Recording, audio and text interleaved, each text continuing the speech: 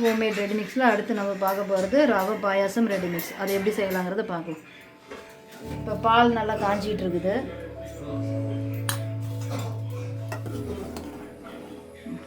காஞ்சிருச்சு. இப்போ நம்மளுடைய ரெடி மிக்ஸ் அதில் ஆட் பண்ணலாம்.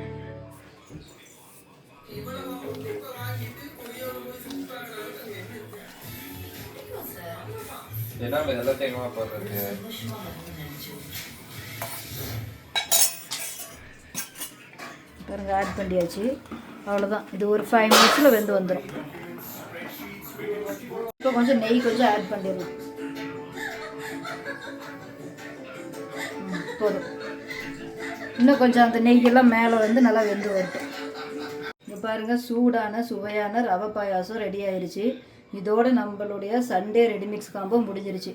இந்த காம்போவை அடுத்தடுத்து நம்ம போஸ்ட் பண்ணுவோம். ஒன்று ஒன்றா எப்படி இருக்குன்னு பார்த்து கமெண்ட் சொல்லுங்கள்.